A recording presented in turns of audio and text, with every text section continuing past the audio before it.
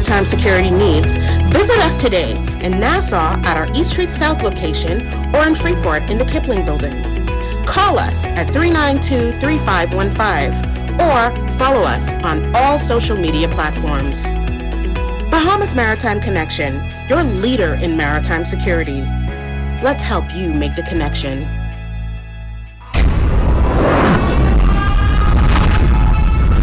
Maritime Matters is brought to you live by Bahamas Maritime Connection. What is maritime? Maritime, simply put, relates to navigation or commerce on the high seas. Some say money makes the world go round. I say ships move the money that make the world move. Who navigates those large international ships? How often are international ships required to be surveyed and inspected? Maritime also protects our seas and borders by way of our local Bahamas Defense Force. It is very sad to say that out of 1,500 plus ships that are registered under the Bahamian flag, only a very small amount of Bahamians are employed. Maritime Matters. Pleasant good evening to you. By the way, Happy New Year, our valued listening audience, and welcome to Maritime Matters. I am your host, Captain Glenn Bain. Welcome to 2024. And the clock ticks on, ladies and gentlemen. We got a lot of maritime discussion to make up here. As you heard, we're sponsored by Bahamas Maritime Connection and One-on-One Pharmacy. We have a third sponsorship, which is Bimini Pilots and Grand Bahama Pilots. We got a 2023 full litany of discussions that we would like to cover. We can go as far as we could go, and if we cover the whole thing, boy, look here, we will clap our hands and say we did it. If we don't cover the whole thing, then we know it's settled to do the right thing, and that gonna go like that. So, welcome to Maritime Matters. Before I get started any further, let me say good night to my good old Annie Mae. Annie Mae, you made it to another year. That's what I'm talking about. Annie Mae is going to be 91 this year, and she's well taken care of by her lovely 4 daughters. Unfortunately, she had 2 sons. Both of them passed away. And Annie Mae, I'd say to you, you're still here with us. We love you. Want you to stay with us for a long time. And you just keep rocking and rolling, honey. Now, what was 2023 about in maritime? As far as Maritime Matters is concerned, we had one whole heap of maritime issue after issue. We had information galore. We talked about collisions at sea. We talked about the illegal immigration crisis with all the migrants coming by sea, some coming by plane and they going back home. And we had a few shanty towns that come down. We had couple ports. We had opening of the big Nassau cruise port. We got other private islands that are well on the way. We want to discuss those a little bit more. Well, of course, you know, when it came round to May, we got to do the HMBS Flamingo, the bombing of HMBS Flamingo. And, you know, we also got something else coming up with the Royal Bahamas Defense Force. We talked a lot about them last year. We talked about the setup, the makeup, the projection, everything on the Defense Force.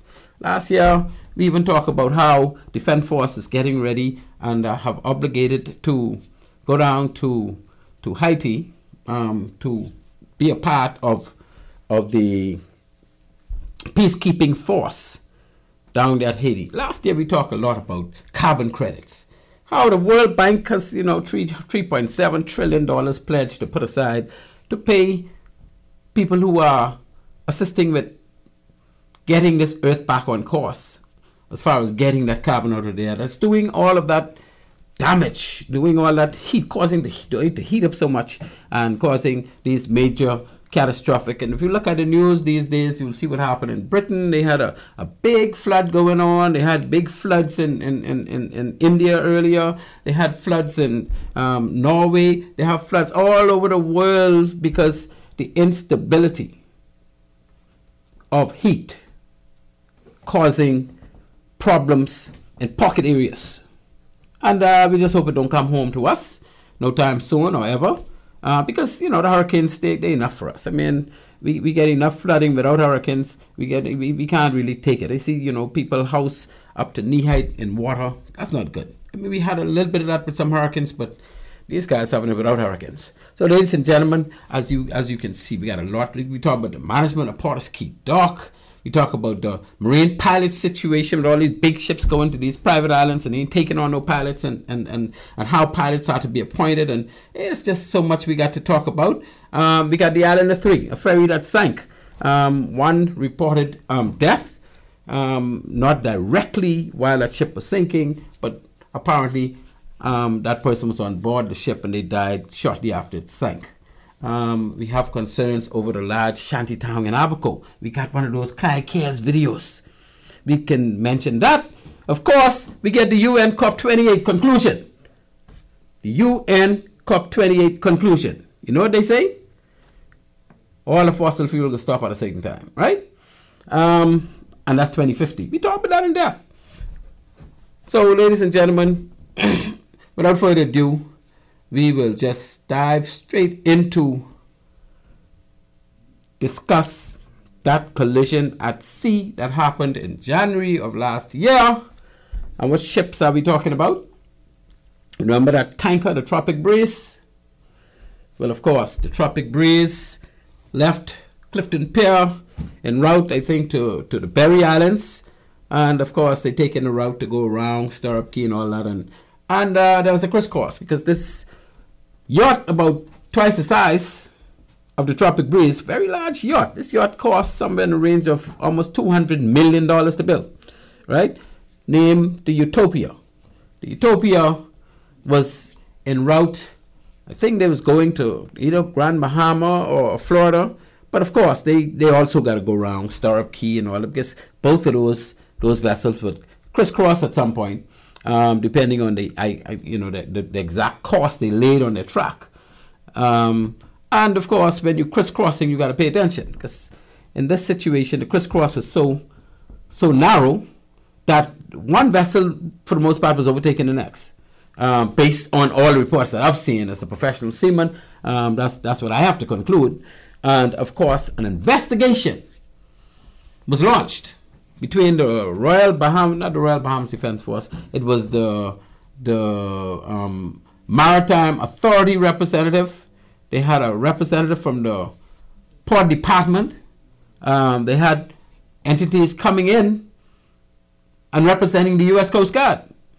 And there was a grouping of investigators to inquire into that collision. Now, I have not heard about or seen a final report that was released surrounding this collision. In other words, who was responsible, if everybody was responsible, what happened as a result, is anybody going to be charged, who insurance paid for what. I don't know what's going on with that. Anybody with information on the follow-up or the aftermath of that collision between Tropic Breeze and Utopia, please feel free to call in and bring us up to speed, because we're going to be rocking and rolling tonight with that and many other items. Next hot item discussion: illegal immigration crisis. Very early in the year of 2023. Ladies and gentlemen, by the way, if you want to call in on the show, please feel free, 326-8255. At any point, you're welcome to call on any of these matters. As we go along, you can jump back to one, you can pass one, you can go to another. It don't matter to me, because we need to cover all them anyhow, eh? So, 326-8255 is the number to call if you want in on this discussion. We just finished collision at sea between the Tropic Breeze and Utopia. We're now moving on to the illegal immigration crisis. And we had a lot of times during the year to discuss our illegal immigration. And as a matter of fact, we went into illegal immigration crisis even in the Mediterranean Sea. As we know, Italy had launched an order to all of the rescue boats, the rescue boat companies, that when they go to the Mediterranean and they come across an immigrant vessel, they can bring that vessel in, but they are not to remain on site. So they're waiting to see if another vessel coming while they're helping that one. No, you got to bring that in, and then you got to go back out to try to get another one, because Italy doesn't want no bunch of migrants from the Mediterranean Sea trying to get across to Europe, coming into it. Because once they come in with you, you're responsible for them, eh? That's one of the things we said about the Bahamas. I would have suggested that a migrant boat at sea, in my opinion, is no big deal. And why isn't it a big deal? Because that migrant vessel may have 100 persons. It may have 200 persons. It may have 300 persons. But guess what? They coming trying to get to Nassau. Because if they go on any family island, they can stick out like a sore thumb and they'll be caught. If they come to Nassau, Abaco, I want to say Grand Bahama, but I ain't gonna go that far. Some parts of Eleuthera, they are the islands that they seek, because once they reach those islands, they can find shanty towns. And if they find shanty towns, they're safe. The idea is to get from Haiti into a shanty town in the Bahamas. Once you get in them shanty town, you protect it, right? You got churches and all protecting people in those shanty towns. You got people on the payroll through corruption protecting people in those shanty towns. And we know what's going on in our country. We ain't no fools. But my thing is, if you allow them to land, but not allow them to land, but if you don't catch them, because, allowing them to land ain't what we all about. But if we don't catch them, then we don't have the hassle and the headache of putting them in a detention center where we got to feed them. If we don't catch them, we don't have the hassle of having to handle these people who are out there for weeks and in bad state and could be dangerous and all the rest of that stuff. They come in, they go into the shanty town, we ain't catch them. But guess what? Why are they coming here? They are coming to the Bahamas because when they come to the Bahamas, they can find employment and they can send money back home. So my thing is, we don't need to pay attention to them or they, Let's pay attention to the set who here. Because the majority of them who are here and working are working illegally. What do I mean by illegally? They don't have no work. Well, first of all, they're not Bahamians. We got a lot of areas that are reserved for Bahamians only. Second of all, they don't have no work permit to do the work they're doing. Now, many of them have work permits to be what caretakers, very few, I guess, farmers. What else they get permit for? They get permit to do these things for be a in-house maid, that type of thing, things that they ain't going out there to no commercial entity and work. But you know what most of them doing? They cutting our yards. They ain't get a permit to cut our yards. They get permit to cut the yard of the person who signed their permit for them to be and work there. They ain't supposed to be cutting our yards. Well, I know I speaking to a lot of Bahamians most Bahamians hire them basically not knowing that they shouldn't be hired because they have no work permit.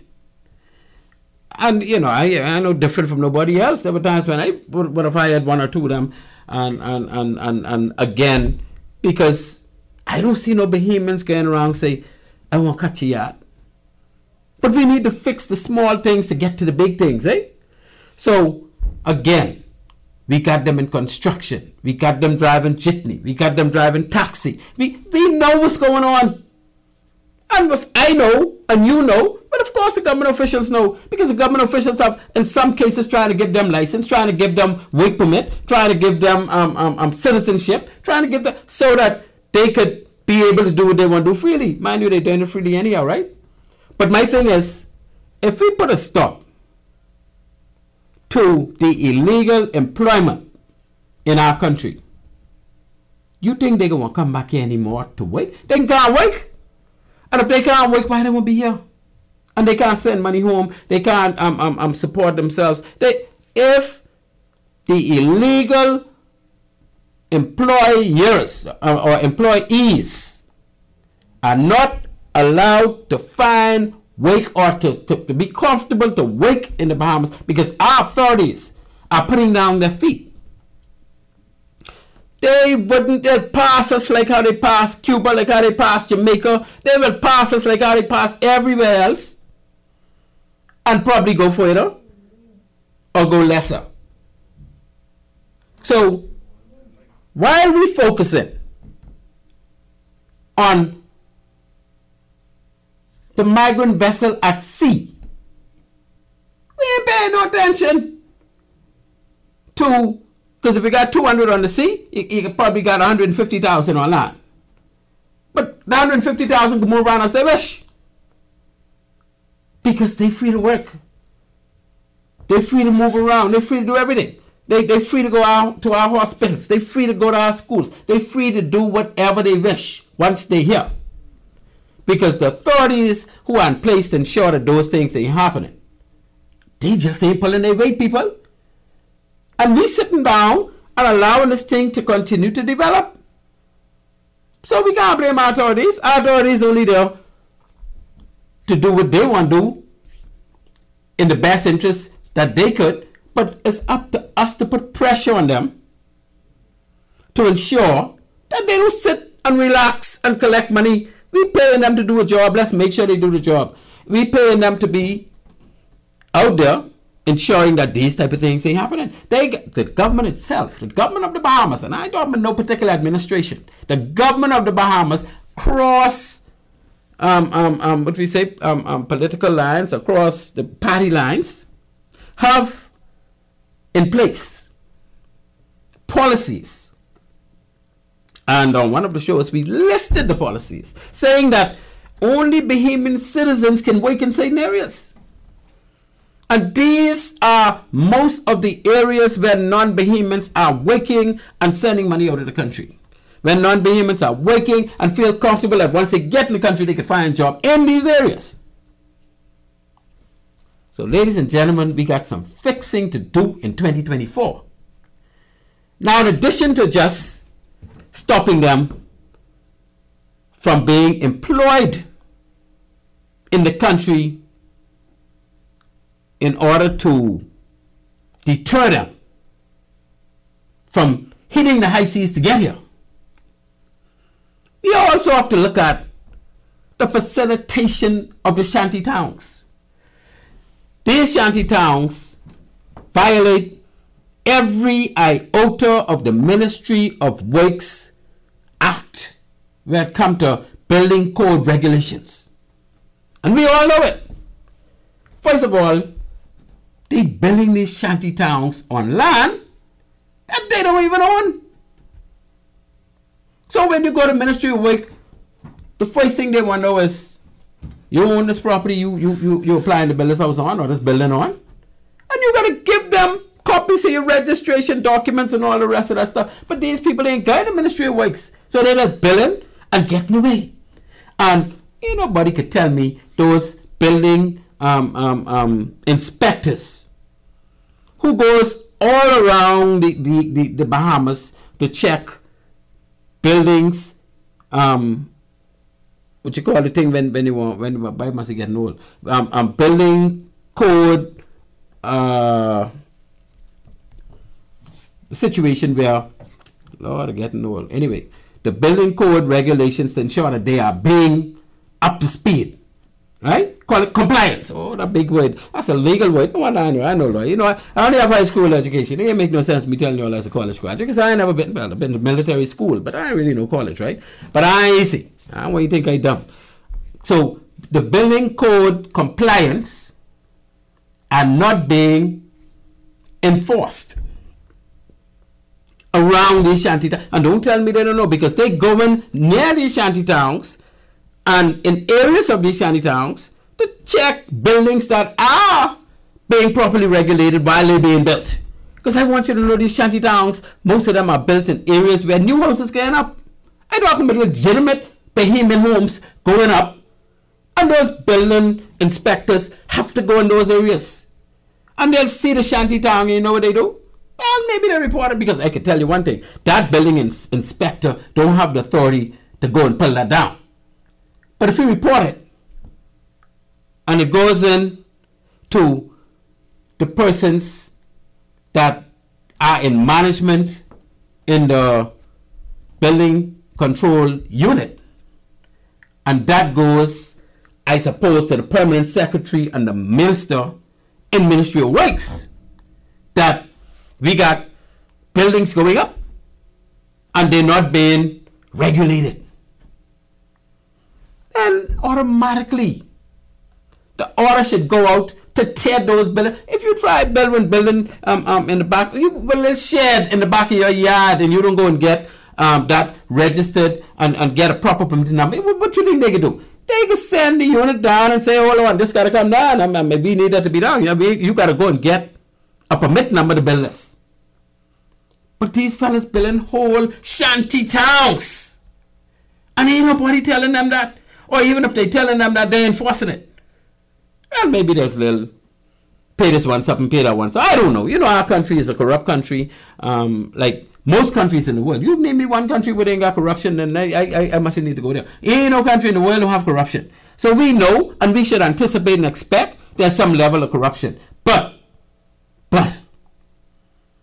how we gonna complain when we in these same areas watching these communities built and we're not making a complaint about it? Because if they see 10 complaints coming from persons in a particular area, they can't just turn a blind eye to that no more. If we in our communities stand and protest in these areas where they start to build shanty towns around us, and the press come and see that the government ain't got no choice, the Ministry of Works and the building, they gonna have to take action and get them down before they. And I shouldn't say have to now. You know why? Because my boy Kai Mills, he been showing us some stuff. And the good thing about these days, if you got a cell phone, you could record like you're a professional. We used to call them days back in the day, video cameraman. That's how easy it is now. So my boy Kai Mills puts out those Kai Cares videos.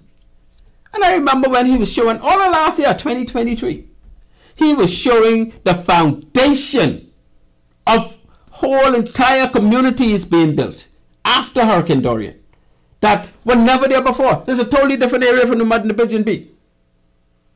Whole communities being built from ground up.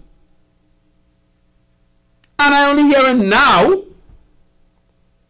that Minister Clay Sweeting, the new minister for Works and Utilities, whatever the ministry name, he's now saying they're going to have to look at those shanty towns that are recently constructed and constantly being constructed and expanded in Abaco.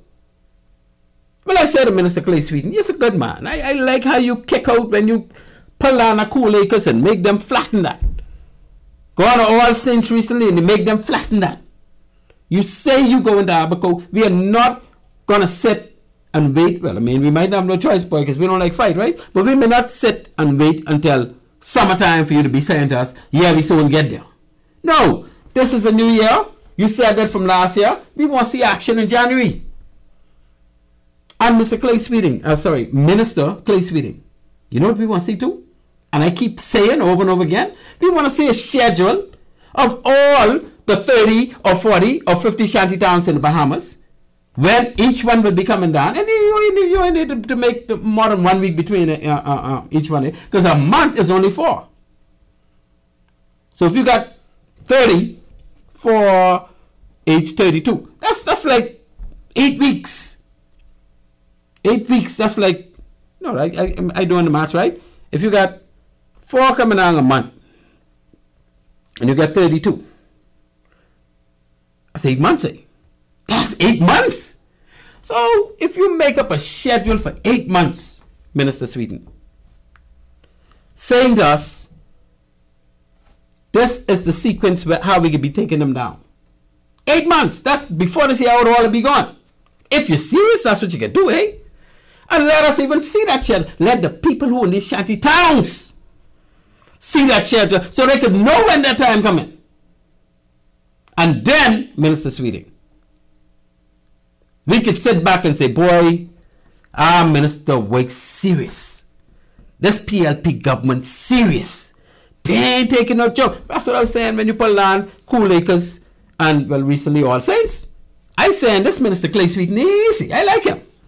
Because he is pulling them down. Nobody else never pulled. Well, I shouldn't say nobody else, because I recall there was a time when my good friend and classmate Shane Gibson, minister at the time, he pulled down a couple of them off Michael Road and built a government housing complex, eh? So we ain't gonna say nobody never did, but we know that in recent times it wasn't being done. So you are a hero in my book, Minister Clay Sweeten, and I expect you as my hero to carry on the mantle and continue on that trend, and let us see a schedule, sir. Let us see a schedule. You'll be the most popular politician in this country since Minister Roker, if you was to do that. Okay. We need to talk about no more shanty towns. But I had to say that. Oh, you got a call on the line. Call on the line. Maritime Matters. Good night to you, sir. Ma'am. Good night, Captain Bain. This is Captain Bain. Captain Bain, you called to rescue me from myself again? Yeah, man. I had to call you. I had to come and rescue you because I'm not sure. Are you of sober mind?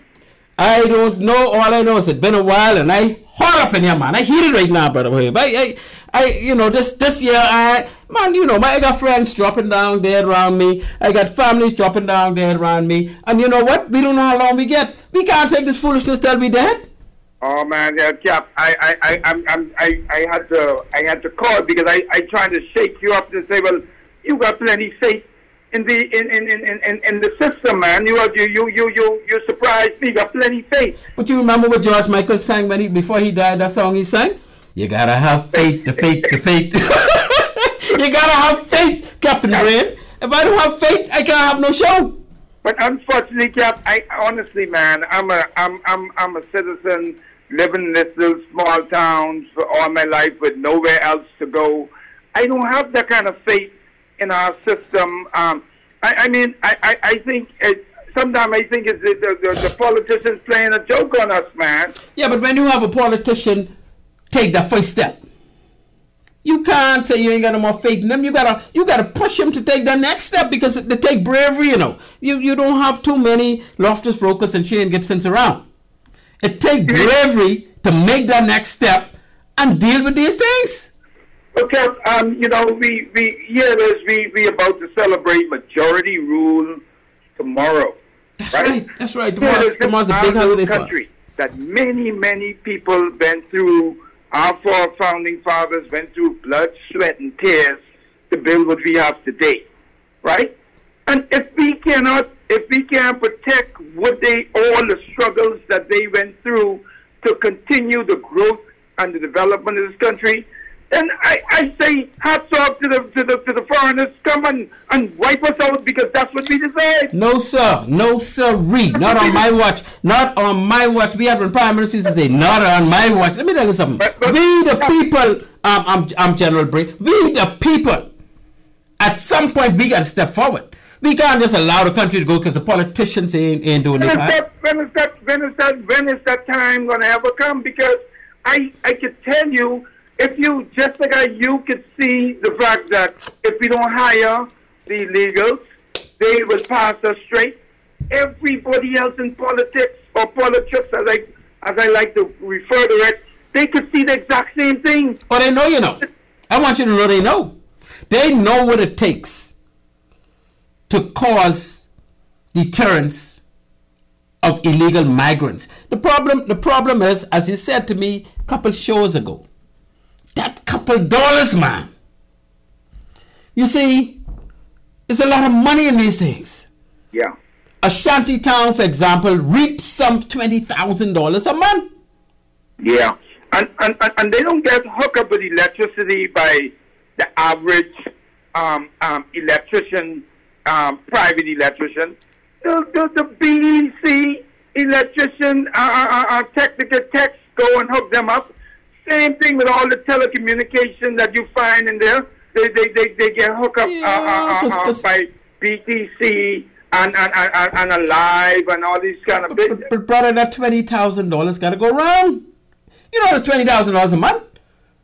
Yeah. If you look at, I honestly, I am very depressed when I think about the crime that we have, the crime spree that's going on now.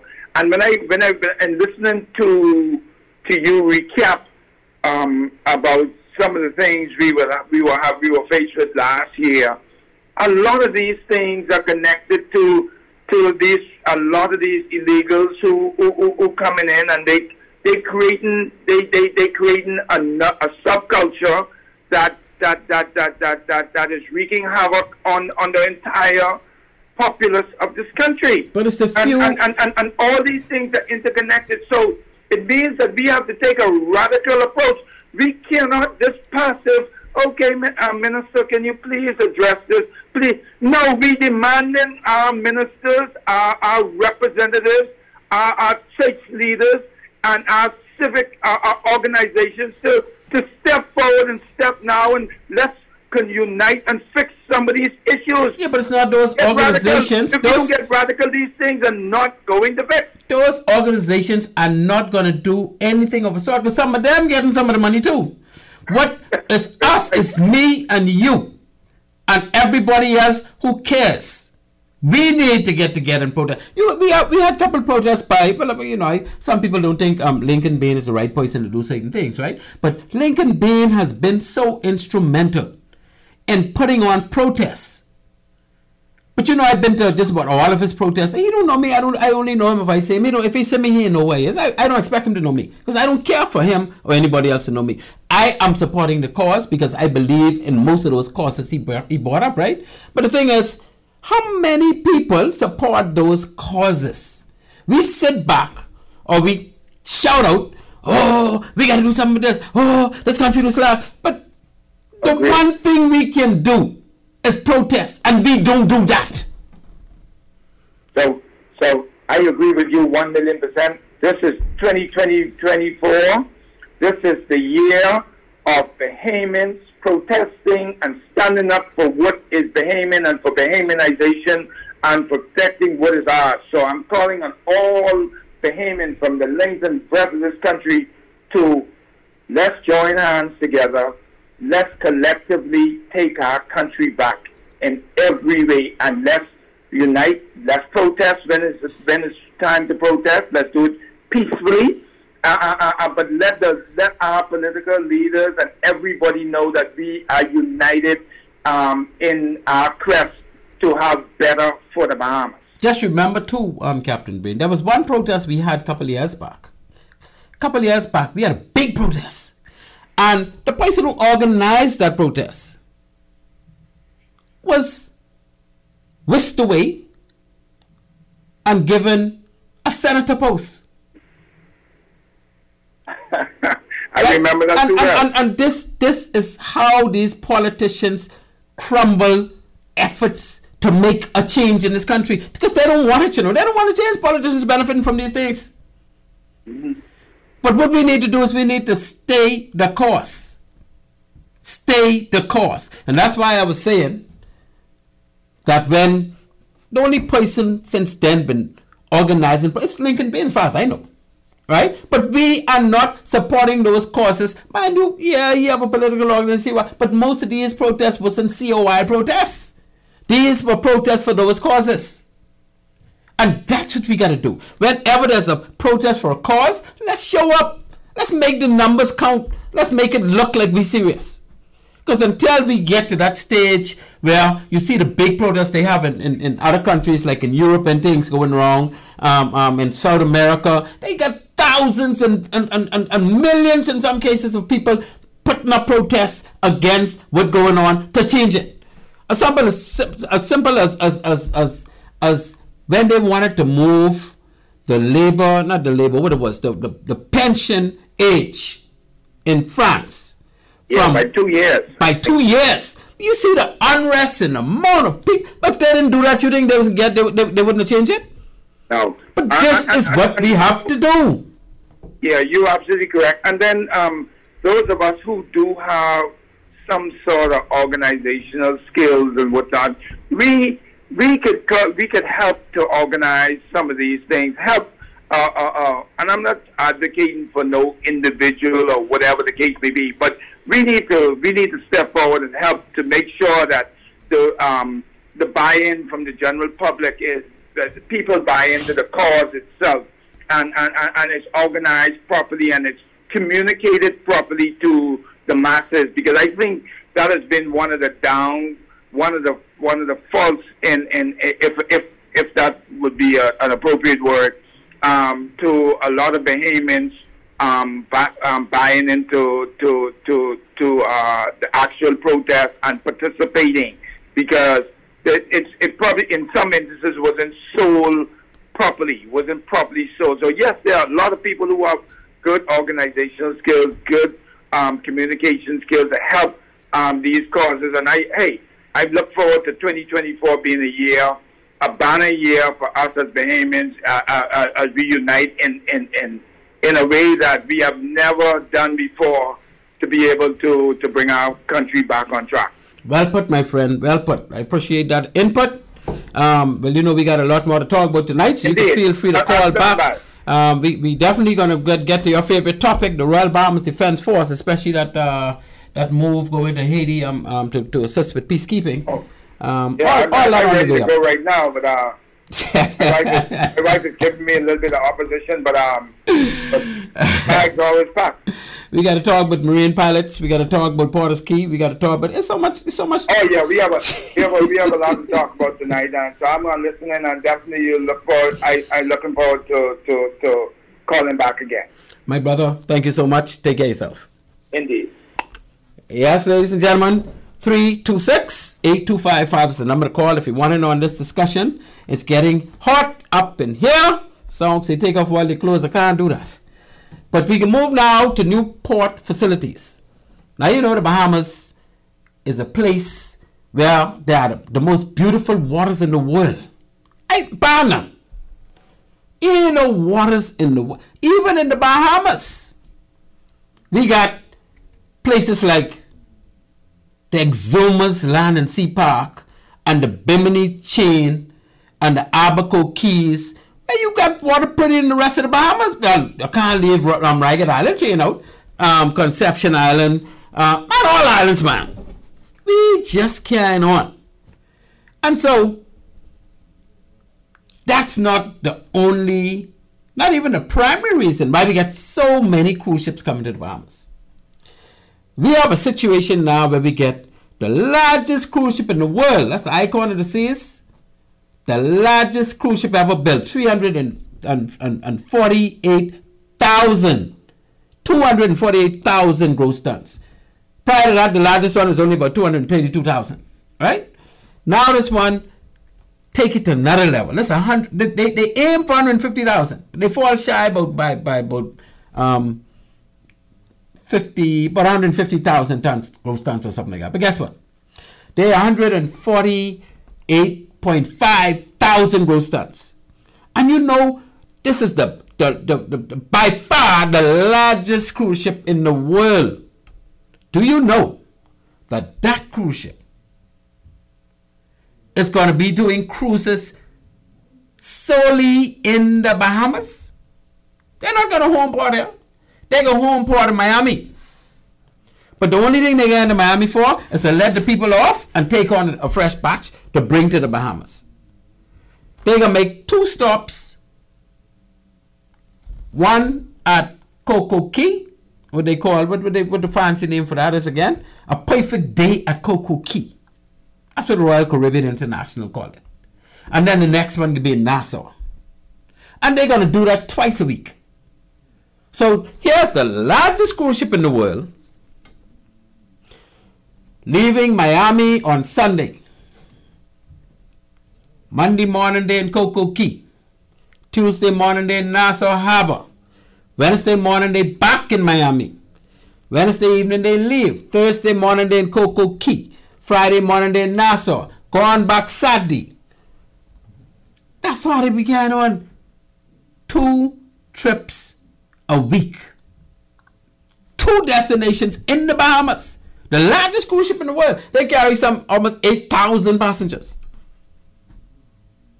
And you don't think we carry on? But they are waters that bring them here. Let's be real. Yes, our waters are the most beautiful waters in the world. They come here because of our geographical proximity to Florida. Florida has the 3 largest home ports in the world. Florida East Coast alone. I haven't even got in Tampa. The East Coast alone, you get the Port of Miami, you get Port Everglades, and you get Cape Canaveral or Port Canaveral. Those, I think Port Canaveral now is bigger than the other two, as far as the amount of ships they accommodate for dry docking. And when they leave the east coast of Florida, wherever they got to go, they pass close to the Bahamas. If they get into the south, they got to pass Bimini and Key Sal. If they get into the Eastern Caribbean, they got to pass through the Bahamas. And, you know, they could either go round between Andros and Key Sal, take the Santorin Channel, come along Cuba, and keep going to Dominican Republic, and then if that's the first stop. Or, like most of them do, they pass between Freeport and Bimini, come across Berry Islands, come between Abaco and Eleuthera, hit the ocean, and go down south, right? Or they stop a couple ports in the Bahamas and then go about the business. But at the end of the day, it's very difficult for them to avoid the Bahamas if they want to make money. You see, people on cruise ships don't like to be on the ship for days before they reach port. So it's always good to make your first port in the Bahamas. And these cruise ships now got so many private islands that they got choices. And in most cases, they're not going to pass one of their private islands to go south for them people to be on the ship for 2 or 3 straight days. They can stop to the private island, or they can stop to Nassau, or they can stop to Freeport. Freeport is a little troublesome, eh? We know Freeport is. Why Freeport a little troublesome? Because it costs more to do a turnaround in Freeport for cruise ship than in Nassau. Because Nassau is subsidized by the government. Freeport got to make money. Freeport Port Authority, Grand Bahama Port Authority ain't trying to subsidize no cruise ship.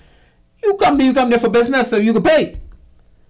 Anyway, that's getting beside the point, right? But we have new port facilities because we got more cruise ships being built, more stops, etc. Look at the records we had. We break our own record a couple times last year with the amount of passengers at Nassau Cruise Port in one day. I think the highest now is some 28, 29,000, almost 30,000 in one day. And you notice here we can break that, especially if you got the Icon and Seas coming here twice a week. Anyway, ladies and gentlemen. Oh, we got a call on the line? You see how hot it is? I didn't even know we had a call on the line.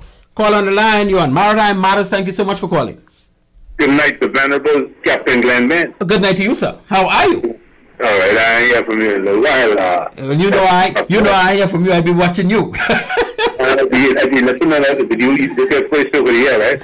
This is the first show for the year. Yeah, I was off from, like everybody else, stopped in the middle of last month for the holiday season. So I'm this first show. I'm back now. I didn't do anything last week because it was too close to my travel date. I wasn't even here.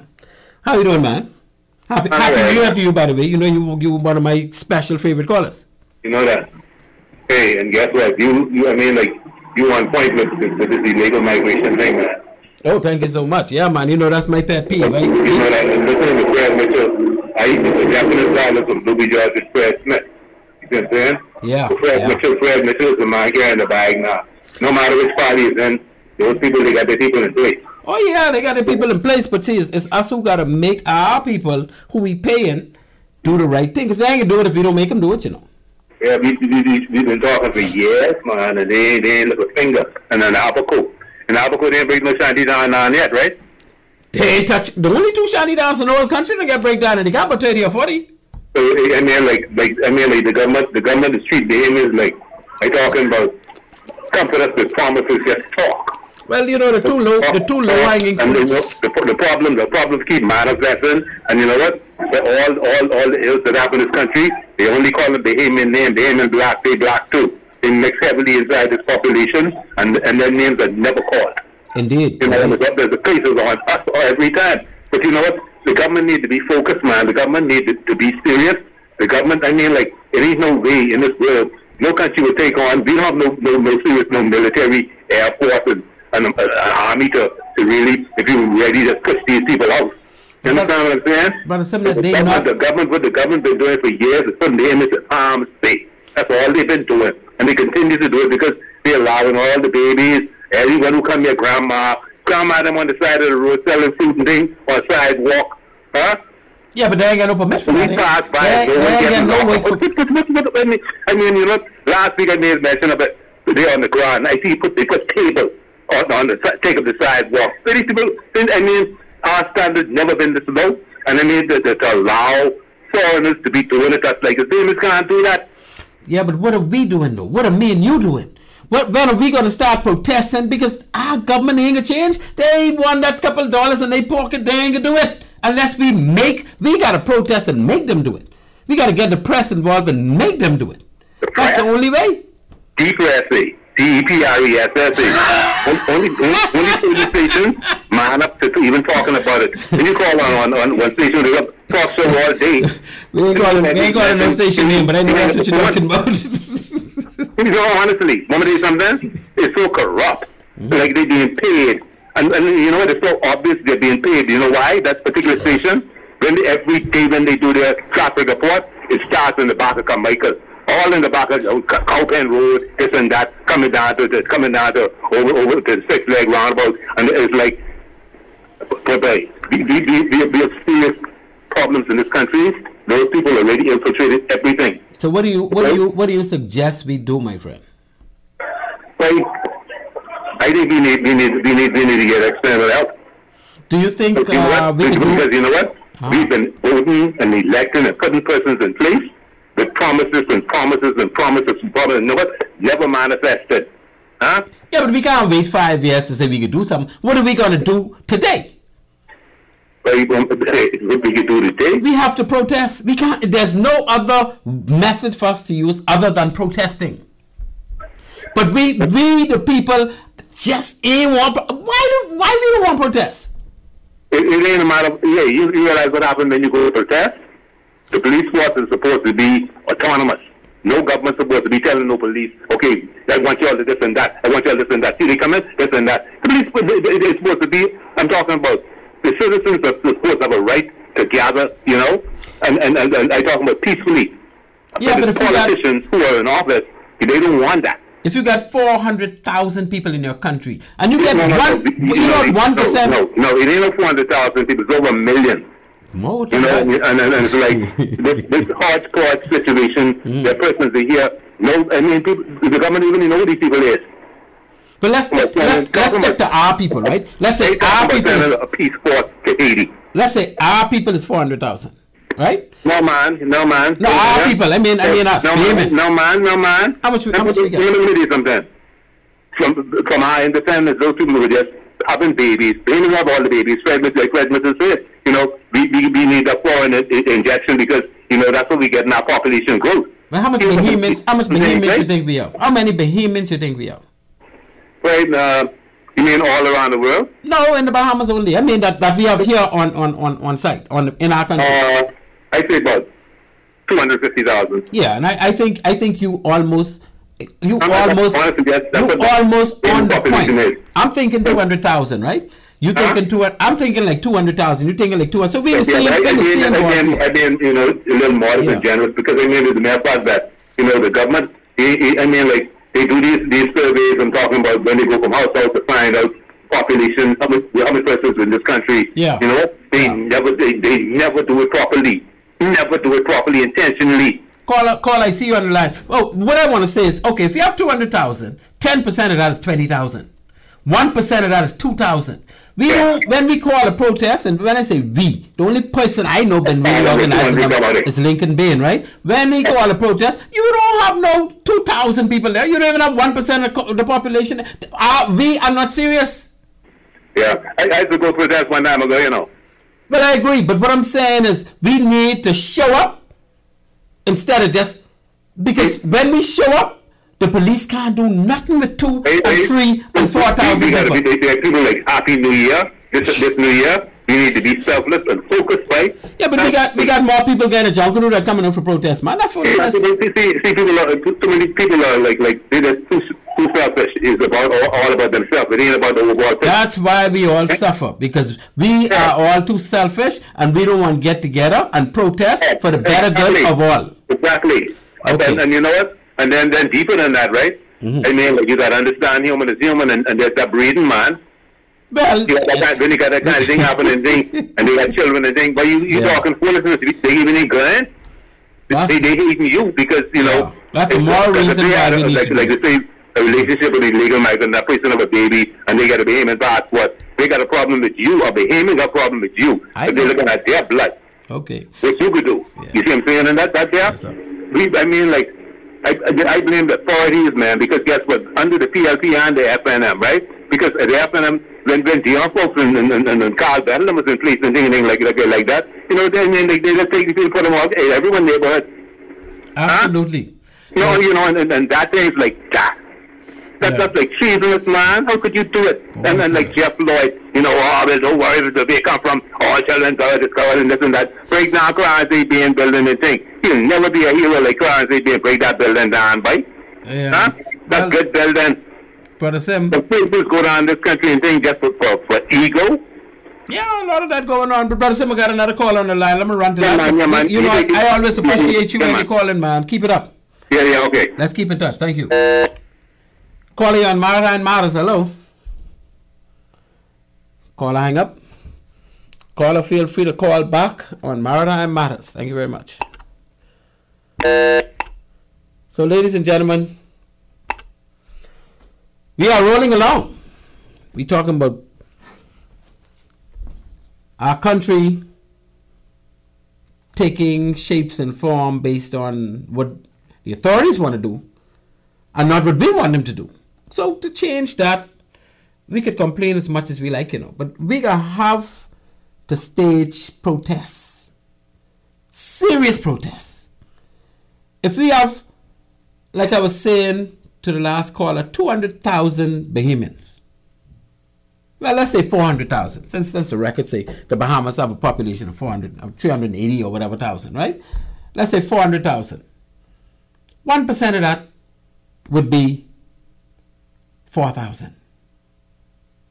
Yeah? And if we could get 1%, even if it's 3,000 or 2,000, to show up to these protests that are called, our government would have to take us so serious. Because 2,000 to 3,000 people in a country this size cannot go unnoticed. I wouldn't talk about 10,000. I wouldn't talk about 10,000 if we used to get a little more. Now, 10% would be 40,000. We don't want all that. That's too much. Right? We don't want 10%. But give us about 5%. Or that's 20, or that's still too much. And give us 10, give us 5, 3, give us 2%. Call a protest, let 2% of the people come out to say, Mr. Government, we serious. No matter who is the administration at the time. No matter how many years from now we got to do this. But we need to start now. And not for us, you know. Not for you and me. No. You and me don't do our thing. Our children who they don't have the responsibility or the understanding to know what's going on ahead of them becoming adults. They who we need to stand for. They who we're responsible for. So we can't look at it and say, man, ain't nothing gonna change in this country. Because if we do that, and our children come up and they do that, ain't nothing gonna ever change. There were people, when we were children, well, people my age, right? You hear about the riots we used to have in this country because people were fed up. They had been pushed to that extent. So we know that we have it in us to protest, but we can do peaceful protests. We don't have to riot to get our message out. But we need numbers. We need people who are interested in making things better based on some of these things that we have to address. And without the numbers, it ain't gonna happen. Anyway, I go back to my maritime talks, new port facilities. I was saying, we have a lot of new ships. We sit in the doorstep, at the doorstep of the 3 largest home port facilities in the world. In the world. There's no other country that is in the position that we are in. No matter where they are in the world. No other country can say we got 3. No other country can say we got one of the largest 3. We only get one of the largest 3. We get all 3 of the largest 3. Which one is the 4th one? Man, we must have got that too. I know. I don't think we got the 4th one. But ladies and gentlemen, we sit at the door front or back door or front yard or backyard, however you want to put it, of the 3 largest home ports in the world. In other words, they got more cruise ships that are based at these 3 ports than any other port in the world. And all 3 of them gotta come toward us. They need us more than we need them. But they're the ones investing the money in their cruise ships. We don't have to put out money to build cruise ships, to manage cruise ships, to staff cruise ships, to regulate cruise ships. That's a lot of work. That's a lot of money. I don't want you to think, say, I understand shipping. And I can tell you, I hear 1 or 2 people, oh, why don't the Bahamas get some cruise? It ain't as simple as you may make it think. Because the Bahamas had hotels and couldn't run them. And if you can't run a hotel, it's laughable to think that you could run a cruise ship. So the Bahamas don't need to get in that business. But we have that business coming to us on a daily basis. We just need to grab it and encapsulate it. And we need to do something with downtown, like we said last year, right? You do the boardwalk from Prince George Wharf to Porter's Key on the water side. You can have your high rises and your shops along the way, but you can have a wide space for people to just walk to Porter's Key Dock. And then you do the same thing going west to Fish Fry. People could just walk from Prince George Wharf to Fish Fry. And then we put the zip line where you could catch the zip line from Prince George Wharf to Arawak Key, or from Prince George Wharf to Porter's Key. And then on one of those ends, either at Porter's Key or at Arawak Key, you get your Bahama flyer. The big wheel thing that you and your family go in the cabin, and it takes you up around like a Ferris wheel, and you go in there slow, and you see in the entire harbor. You know how pretty our harbor is from there? Many ports have this. Most countries have this. They call it the London Eye in London. They call it the Singapore Flyer in Singapore. They call it, but most countries have these things developed. We could put a couple of them downtown. We could put one on Porter's Key, and we could put one on Arawak Key. And guess what? They will be busy all the time. Zip lines. I went to a country called St. Lucia last year, a couple months back. And my son and I, we did a zip line in the forest over the treetops and whatnot. You know, you strap yourself up like Tarzan and whee! I could tell you that was such, because they have a zip line, you go about 12 or 13 times on different routes. So you're seeing all these high trees and forests and pretty faunas and all the rest of that. And my thing is, if you could do that type of thing over our beautiful harbor, you will get a thrill you don't believe. So we have a very picturesque, beautiful area to do it. You just need to do it. Zip line. We need one going to our key from Prince George Wharf, and that same one you could keep going along the Porter's Key. And then, of course, we need to fix the Porter's Key. Right?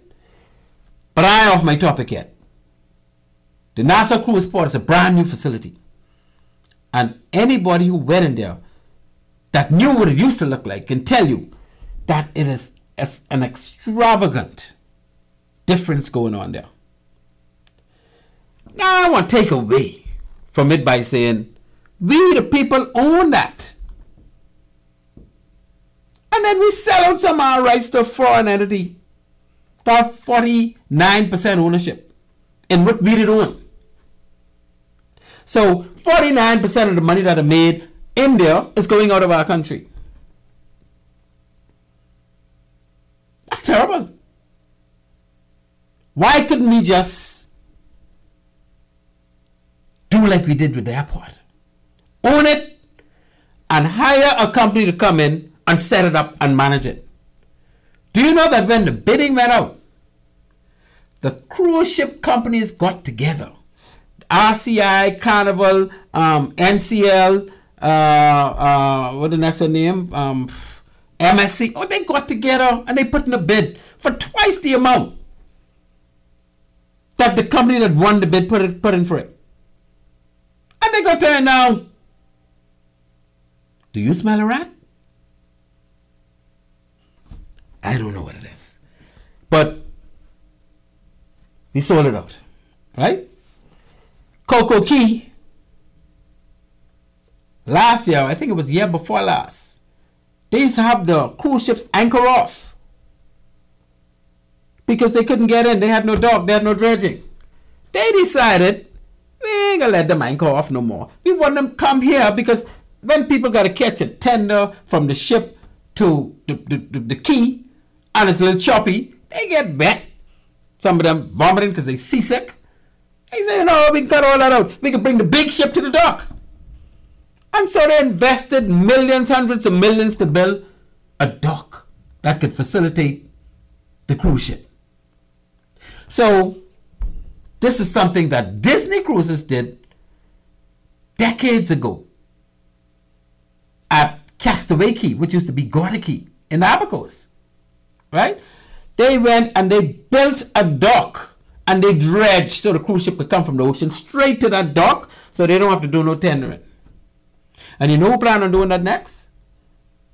Stirrup Key. They now are putting plans in place so that the ship don't have to anchor off no more when it comes there. It can come straight to the dock. That anchoring off messes up our carbon underneath the sea, eh? They release a lot of carbon. They jerking up our carbon. We call it seabed. So we really want that to stop for real. Stop dropping hook. And as a matter of fact, by now they should have had a mooring that is properly installed so that every time that ship comes there, they latch on to that mooring and they don't have to be putting that big anchor dragging on the ground. But who cares? The Port Department cares. The Maritime Authority cares. If they cared, then this would have been in place years ago, decades ago. So I'm not convinced that they care. I'm not convinced that the government cares. But this is what we need to do. We need to make sure anywhere a big ship goes in this country where they want to drop a hook, that a mooring is installed. They are required to install that mooring. Or we can get a Bahamian businessman to install a mooring that they got to pay for every time they use, eh? And that's how we got to roll. Okay, so we got another caller on the line. Let's see what's going on here. Caller, you on Maritime Matters. Good night to you. Yes, how are you doing today? Top shape and getting better, my friend. Yeah, yes. I hear you. When you mentioned Coco Key, it struck a chord with me because I worked there and I was installing, we built the dock. Oh, good. Wonderful. So you got a lot to tell us. My thing is this. when you drop an anchor and you dock out to sea, and you have to use tenders, yeah, that's one thing, right? It's one thing. But now, let's look at how docks are built. Do you realize how extreme the damage is when big, massive ships like the Machiavelli rolls into the harbor and sucks out, I mean, millions of tons of the earth from beneath the sea? This is very destructive. You are absolutely correct, Colin. Guess what? What you saying happens there now happens everywhere where there's a dock, even Nassau Harbor. Yeah. So I don't know. We actually had some hand in the new port as well. Yeah. So what I'm saying to you is this: I'm trying to compare and see. This is two evils we're dealing with, right? Yes. Because you got cruise ships coming in. They drop an anchor. Yeah, they go a couple of 100 feet before they stop or whatever, and they disturb some very crucial, important, marine life. Then, what we are faced with is comparing that to what happens when these massive machinery like the Machiavelli. I have to say that because what I saw the Machiavelli did was just unbelievable. This thing disturbed the earth, the coral, killed billions and trillions of marine life in no time. Yeah, but you're talking about two things when you're talking about dropping an anchor. You're talking about the anchor, that heavy, massive anchor, dragging on the coral and digging it up. And you're also talking about maneuvering to anchor. So the same thing that they do when they maneuver the dock, they do when they're on anchor, So you get a double whammy. Yeah, but let's look at this. You see how much fill came out of the ocean when they dredged these harbors? Yes, that fill came out of the ocean, but every time they go to drop anchor, they're kicking up stuff all over the place from the bottom. So how do we balance this? Because remember now, under the FNL, remember in the molecule, and this just, I could stop at my 5th grade education and make sense of it. Then they went in molecule, and they dredged something to make these fingers or something out in molecule. They said the fish was dying, and they had to bring in specialists to figure this out. Why do you have to bring in specialists? Well, the fish, hold on, when the fish wasn't dying before you start your whatever it is you're doing. The fish only start dying after you start your thing. I mean, come on, you don't need a specialist for that. Yeah, but you know why the fish dying. But when you go to build your house, you got to move some things, eh? Yeah. You got to disturb the earth. You got to cut down some trees. You're not going to get development. Every country in the world has a harbor where all of the same thing happening. How do you strike a balance? Your balance. You're going to have an anchor drawn, or you're going to have billions of tons of earth moved from beneath the ocean to make a harbor deeper, to make turntables, to make all these things that it's going to take a lifetime to repair. Yeah, but you're talking about look at Coco Key, right? Coco Key is but a dot in the Bahamas. Not even the world. In the Bahamas, Coco Key is but a dot. Now that dock on Coco Key is a dot to Coco Key. Yeah. So you're gonna disturb a dot to bring in commerce. You don't have to. You could continue dropping your hook and disturb the anchorage area. Or should we not have commerce at all? Don't let none come into the That's my question, really. I'm glad. What is worse? Yeah, well, the bottom line is we can have an undisturbed place like we have Crooked Island, where there's hardly no commerce and no development. Or we can have a place with development like Abaco and Exuma and them, where we're disturbing some things. We have to cut a balance, like you said, and I agree with you. There is a balance, but there's never going to be a situation where you're going to have development without damage. Yes, and and the thing is this. was a union man, my mentor, God rest his soul, said to me, "There's no benefit without burden." I want to know who your mentor was then. You gotta let me know who the mentor was. He said there's no benefit without burden. It's true though. I mean, and we could search all our lives to try to find something for nothing. It just doesn't happen. No, you have to make sacrifices to get somewhere. Now, we also have to be wise in our choices and measure the evils that is before us, because you ain't going to get away scot-free. Absolutely. And I agree with you for listening to me, because I just want to bring people who may feel this. Things are being done willy-nilly. It's not, Things are being done, and some very educated people are doing things. There might be some underhanded things being done as well. But at the end of the day, if you're going to plant some crops in a farm, you guys have to disturb the earth. You have to. And when you disturb the earth, you got a lot of carbon going into there, making it hot again. Exactly. So that's just the way there's a lot of even in our house with our kids. I mean, we gotta give them some tough love to make sure they can do well when they become adults, eh? Because you don't give them the tough love. But the tough love is to guarantee in the long run. Yeah, but some children hate their parents when they give them tough love, Well, listen, I hear right. This is a different generation. And I realize I pray for the police, I pray for the government, I pray for the parents. Yes. I pray for myself. Yes. Because this is unprecedented times. You still ain't telling me who your mentor is yet. I guess you could let me hang up without knowing who that mentor is. Well, you guys up, Yes, sir. Later on. I appreciate this call, man. Thank you so much for calling in, and let's keep in touch. Feel free to call at any time, eh? Yeah, man, you know that. Thank you very much. Take care of yourself. Okay. Right. All right, ladies and gentlemen. Wonderful call. And he has a point. He has a very sticky point.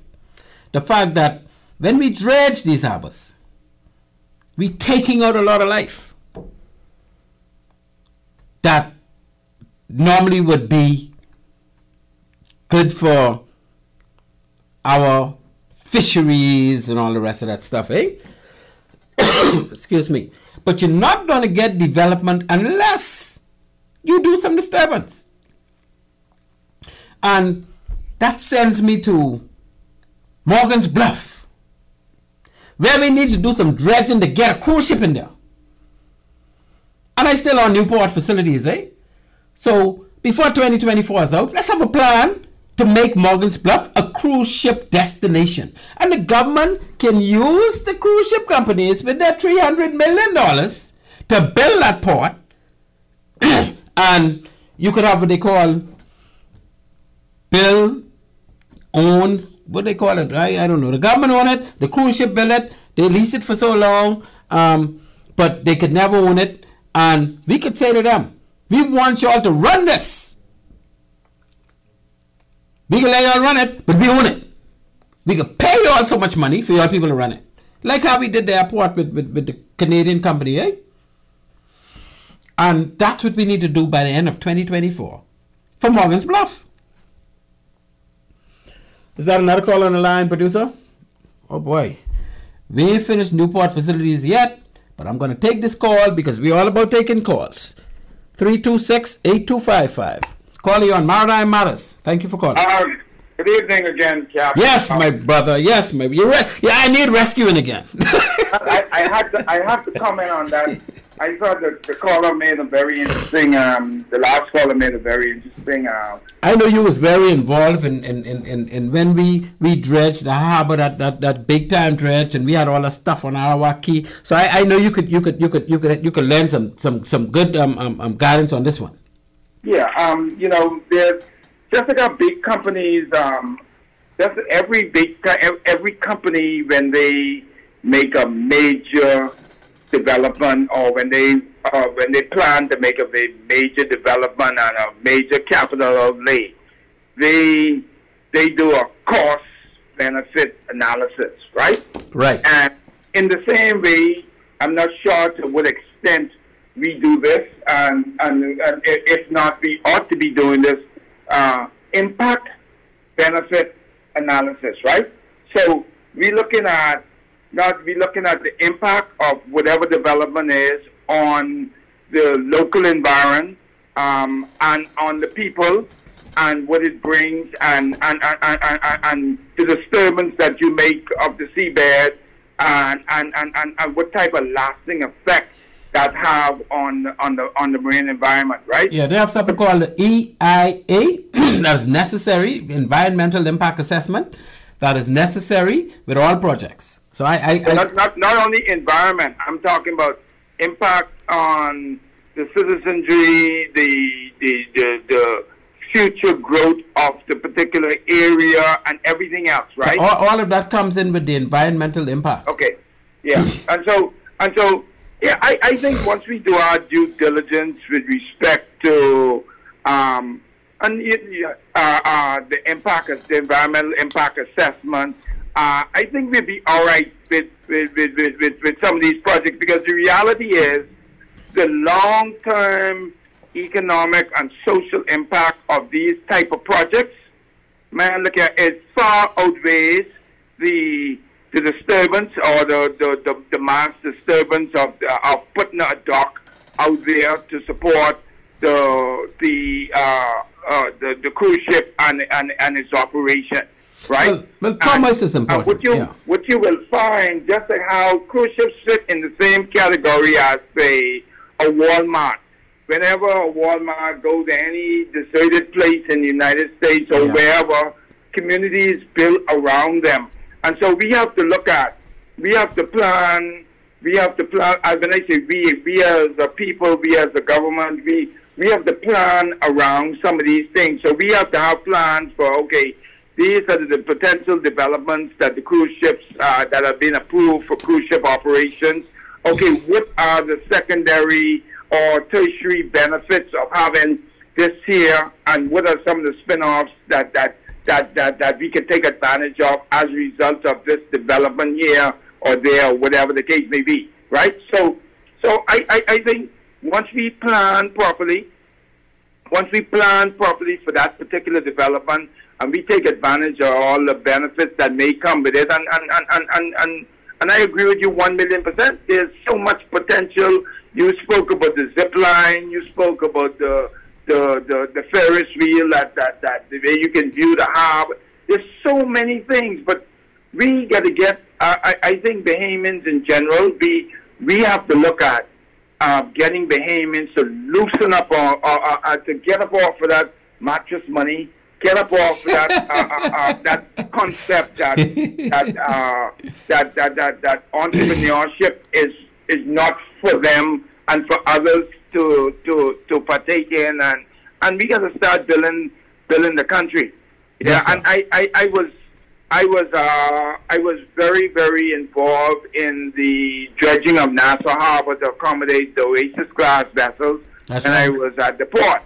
And when we look at what we have today, on average 4 to 6 cruise ships in that harbor every day, and the economic impact that has on this country, then all the disturbance that we made of the seabed and the local environment was, in my opinion, and I guess in the opinion of anyone who dares to really have an honest look at it, was worth it, because at the end of the day, millions and millions of tourists are coming here and enjoying this country and bringing revenue that otherwise would not have had.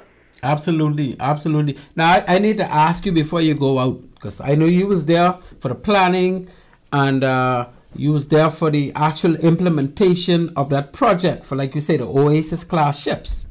Mm-hmm. What will it take, with your knowledge, because you just as knowledgeable as I am about the harbor at Morgan's Bluff? What will it take to have Morgan's Bluff brought up up to speed to be able to take a mega cruise ship from the dredging and infrastructural perspective? Well, certainly, Morgan's Bluff, to be honest, is really and truly naturally has deep water for the most part. In the approach, there would be some dredging that will be necessary on the approach into Morgan's Bluff, and then there may be some dredging into the Turner Basin or whatever, right? Yep. Based on the first and foremost, I suspect, and I could be wrong, I suspect that some board, some government or whatever would have already done a geotechnical survey to determine the rock structure. But water and sewage would have done that because, you know, those big barges used to be in and out of there. Right. And so I think it wouldn't take much. It would not take much for us to improve the dock facility in Morgan's Bluff and to dredge the approach to Morgan's Bluff and to put in place the necessary buoyage and infrastructure. That is a gold mine. That's really a low-hanging fruit, eh? For cruise That's a ships. low-hanging fruit, right? Yeah, because at the end of the day, not only will, if you put a port to the northern tip of Andros at Morgan's Bluff, and the entire North Andros community will be transformed almost instantaneously, automatically, because of the activities surrounding those cruise ship stops. Exactly. Yeah, so that's going to be a win-win for the country. Oh, definitely, and I think that one. I think we have the capacity as a country to do that one. That's the easy. I think we even have an obligation as a country to do because that already there. Yeah, and then you think about Andros, think about all those people and all those. Thank you very much. Thank you very much. Back there. A lot of people could go back home and have a lot of work to do. Oh, of course. Okay, well, I got another call on that. But let me tell you something, man. Thank you so much for these calls. As you know, I like to hear your views because, you know, you're one of the people in the country that I consider know maritime just as good as me or better.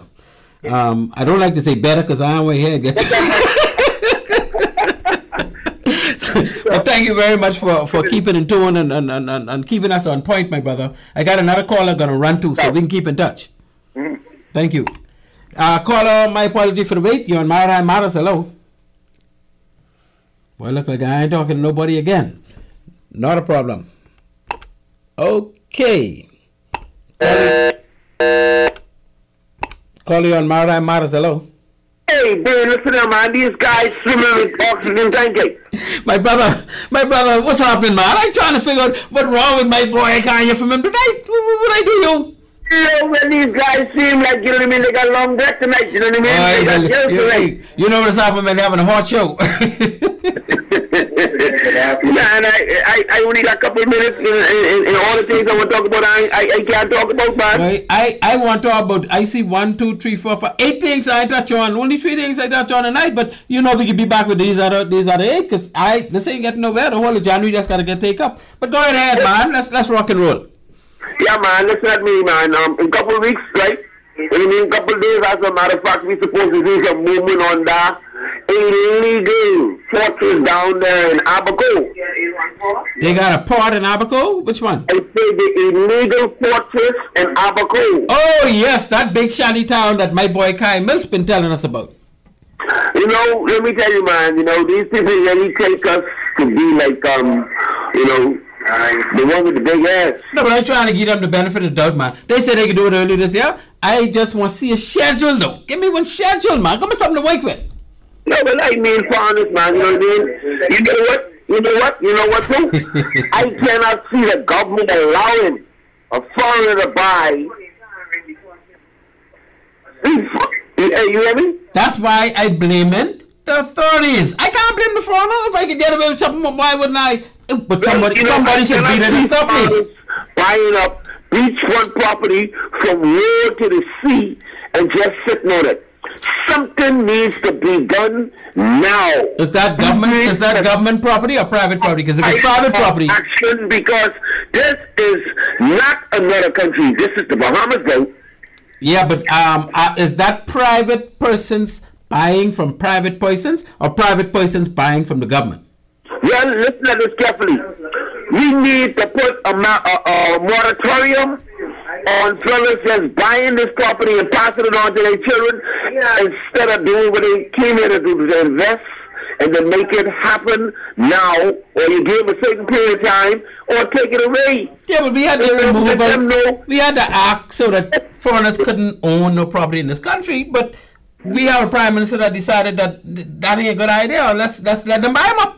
Yeah, listen like me, man. We need to. And nobody came behind and say, "Boy, we better stop that again." So, what you're suggesting is that the authorities need to put a stay on that again. You need to repeal and put that property act back in place where foreigners cannot own land in the country.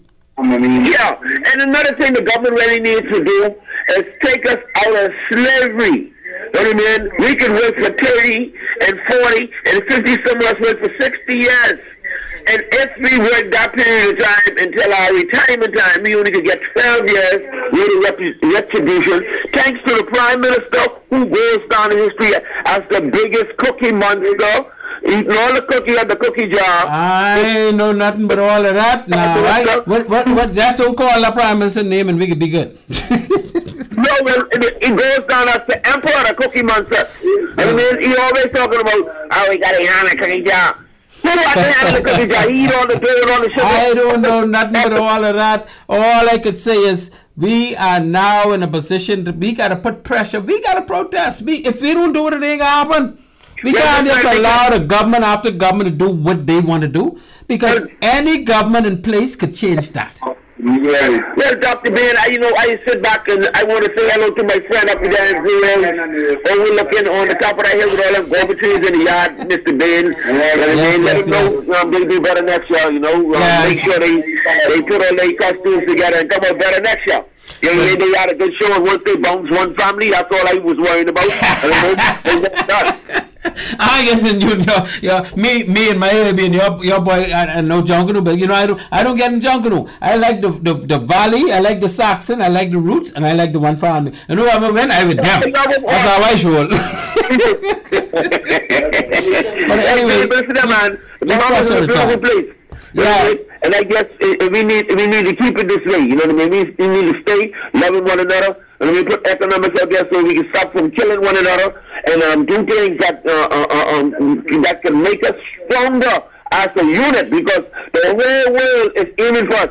Stop being foreigners from buying up our land and stocking it up. You know what I mean? The flip. Okay, we need to stop all of that. What do you say? I'm with you, my brother. Thank you so much. Our time has run out on us. Thank you so much for calling. And make sure I call earlier next, because you you got to rock and roll with a lot of this stuff.